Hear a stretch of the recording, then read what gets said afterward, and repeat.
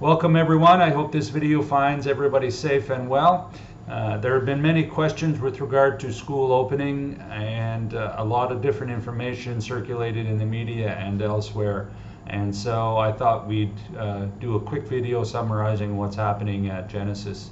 We'll do it grade or division by division, so there's some clarity for parents and students. For our younger students, grade 5 and below, the government has indicated through the media that schools may resume operation on March the 1st. However, the other divisions of the government have not provided us with the directives or standard operating procedures at this point. So while we have a tentative, Ms. Needy has put together a tentative reopening plan. We cannot share with the community because we're missing some details that are to be provided by the government that may change those plans. So we need some confirmation with regard to timing of the day, how many hours or length of the day, capacity of a classroom, the protective equipment required, the distances.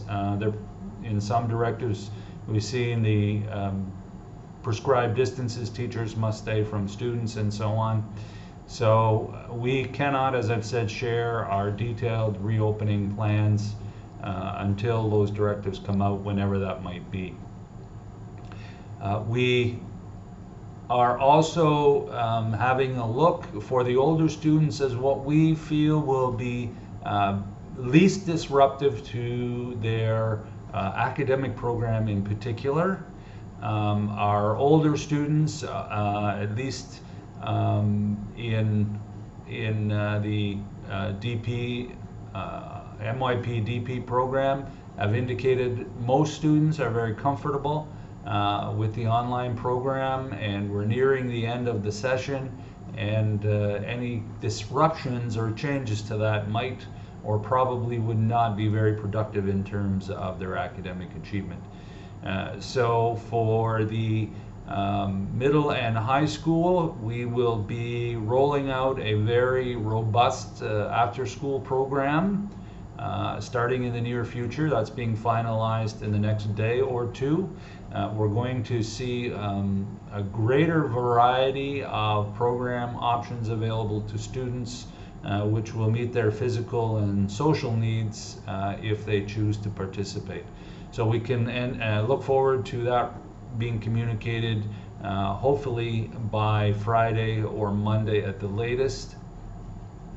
We have decided that for the new session, for the rest of this session and the new session, there will be no fees attached to the after-school program, except for those programs that require us to bring in a specialized coach. So right now, golf and riding will still require some fee payment. Also, there'll be several programs that may require some consumables. So while there won't be a fee to the school, parents will be required to purchase and provide the materials that are consumed for that activity. So we're looking forward to athletic endeavors, clubs, drama, music, etc., etc. So that should be helpful, and slowly it will get kids back onto campus and reacquainted with the school and their friends. The CBSE program, we do have a plan to roll it out for certain grades. And again, we're just waiting for the final details in that area.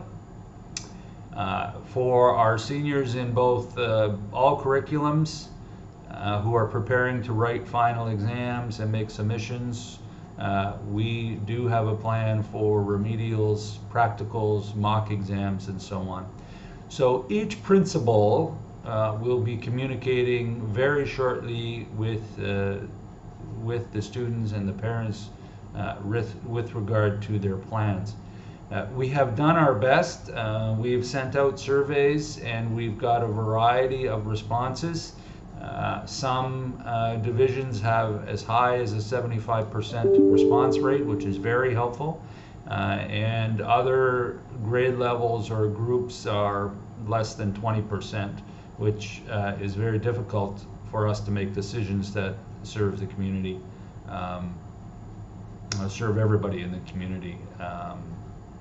So we just have to make the best decisions we can.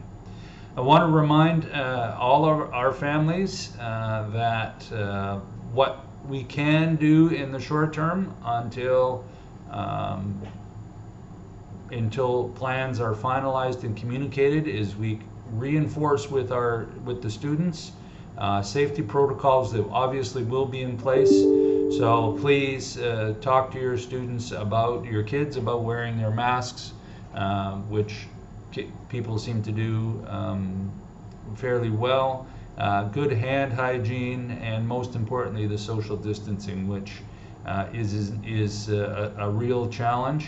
I'll say openly that we can monitor the students closely in the classrooms and somewhat in the hallways, but this issue of social distancing is a real fiction, and I've watched schools in the area, and it's really, really a challenge to ensure kids are staying away from each other.